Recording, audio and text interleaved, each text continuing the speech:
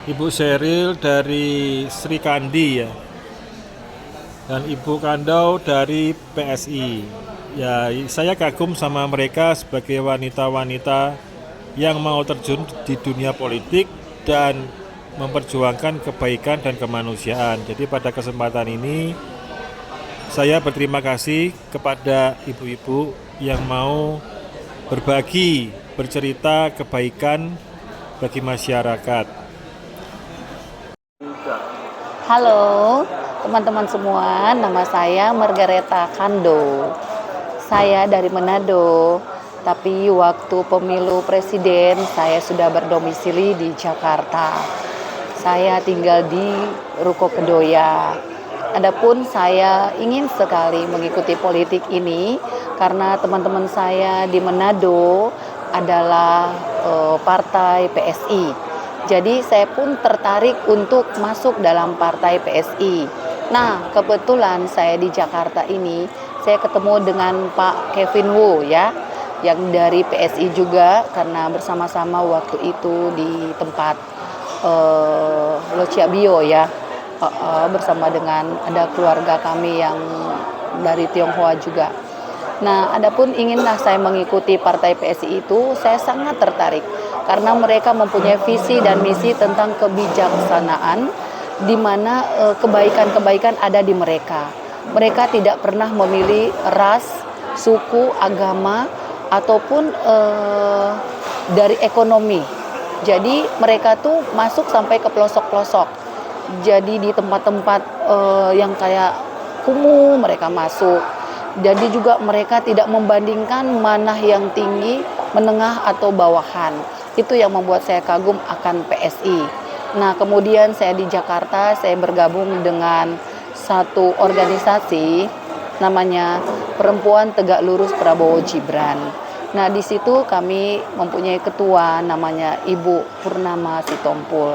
Nah, saya bangga sekali dengan ibu tersebut juga karena dia juga tidak memilih yang mana anggota-anggotanya dari agama ini, dari suku ini, semua dia kumpulkan bersama. Dan di situ kami mempunyai satu organisasi yang sangat baik. Jadi misalnya hari raya Natal, kami berkumpul bersama merayakan Natal. Hari raya Lebaran, kami berkumpul bersama merayakan Lebaran. Imlek, kami berkumpul bersama merayakan Imlek. Dan juga Hindu. Agama Hindu merayakan hari raya, kami juga berkumpul bersama. Kebetulan di dalam organisasi situ kami mempunyai 5 agama. Jadi sama-sama kami merayakan, kami mempunyai Pancasila. Terima kasih. Halo, saya dengan Ibu Sheryl Lanitan. Latar belakang saya sebenarnya ibu rumah tangga kayak gitu.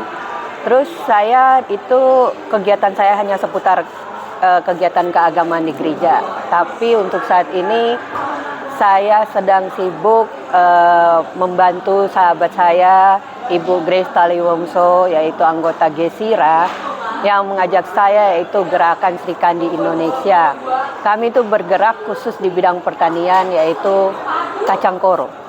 Yang saat ini perjuangan beliau itu udah 17 tahun.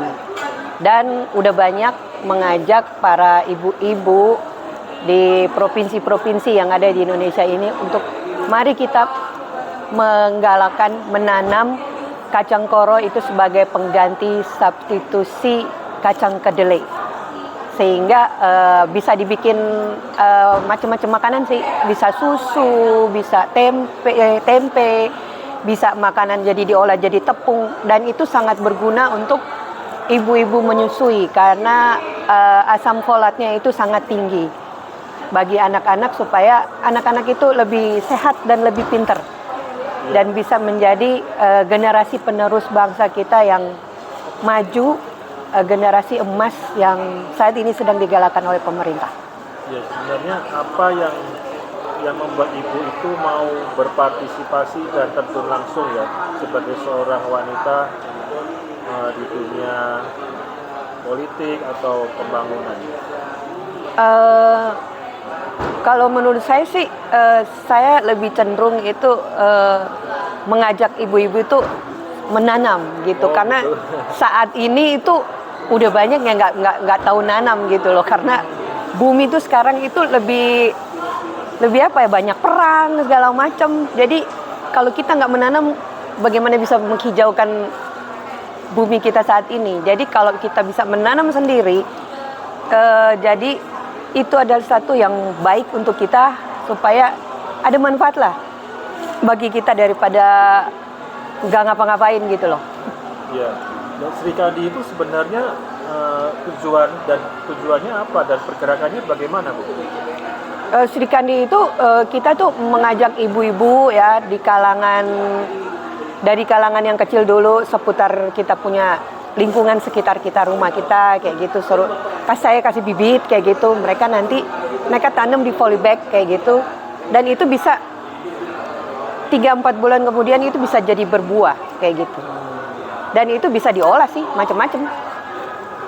Ya, jadi memang menanamkan suatu budaya yang positif ya, Bu? Iya, karena kita bergerak di pertanian. Oh, iya. Terus apalagi, Bu, yang mau disampaikan kepada rekan-rekan di sekitar sini? Yang mau disampaikan, marilah kita berbuat sesuatu yang berguna untuk orang lain. Contohnya kita mengajak orang itu supaya dia tuh bisa menanam sesuatu yang berguna untuk bermanfaat bagi tubuh kita, untuk bisa jadi kayak apa ya, kalau kayak model kayak kacang koro itu kan protein yang tinggi kayak gitu, karena sekarang kacang kedelai itu kan mahal, itu pengganti dari kacang kedelai, tapi sebenarnya itu belum banyak yang tahu. Oh iya, saya juga baru tahu ini, Bu. Itu sih kacangnya tuh lebih gede dari kacang merah ya, Iya, besar dia. iya. Saya biasanya belinya tuh cemilan kacang koro juga, cemilan. Ada. Ya, Sekarang yang udah ada, asin-asin biasanya udah ada yang di digoreng supermarket, asin. di Ya, supermarket kayak gitu. ya. Oke, terima kasih, Bu. Sama-sama, Pak. Negara kita sebenarnya kaya, semua bahan baku kita punya, semua aset mineral kita punya. Dari segi apa ya, tanaman semua kita punya, rempah-rempah negara kita itu paling lengkap ya, aku rasa. Iya, saya sangat setuju dengan apa yang dikatakan Ibu Sheryl, juga apa yang disampaikan oleh Pak Prabowo, bahwa negara kita ini istilahnya mendapatkan rahmat dari Tuhan itu berlimpah, terutama dari hasil bumi dan kesuburan tanah. Kita perlu untuk bersyukur. Namun saya pribadi sering mendapatkan ya kesaksian-kesaksian dari rekan-rekan, banyak terjadi korupsi di mana-mana. Iya, betul. Nah, masalahnya yang sangat memprihatinkan adalah bila korupsi itu terjadi di rakyat bawah yang miskin, yang butuh bantuan ekonomi, yang benar-benar sungguh-sungguh kesulitan, itu pun dikorupsi. Bahkan di pertanian itu terjadi permainan juga, terjadi korupsi juga, sehingga pertanian kita itu ya Gak maju-maju. nah itu makanya padahal sesungguhnya hasil bumi itu adalah sumber dari pergerakan ekonomi yang sesungguhnya. Jadi tidak hanya mengandalkan hutang, enggak, bukan seperti itu caranya. Hasil bumi adalah pendapatan yang utama dari suatu bangsa, dari suatu negara sebenarnya itu. Bagaimana menurut Ibu Margaret? Kalau aku emang secara melihat langsung untuk korupsi itu kan kita tidak berhak dan mungkin kita tidak bisa melihat secara langsung ya, karena kita tidak masuk di dalam kepemimpinan mereka ya. Tapi secara simpang siur, secara dari mulut ke mulut loh, apalagi kita perempuan, mereka bilang suka kepo. Itu kenapa adanya korupsi yang aku tahu ya, aku tahu. Itu dari jenjang atas sampai ke jenjang bawah. Misalnya contoh nih, dari atas tuh dapatnya 7 triliun nih. Untuk jenjang bawah, seharusnya 7 triliun itu nyampainya ke jenjang bawah, yang dimaksud oleh pemerintah tersebut harus 7 triliun juga. Nggak boleh ada 6,999 triliun gitu kan.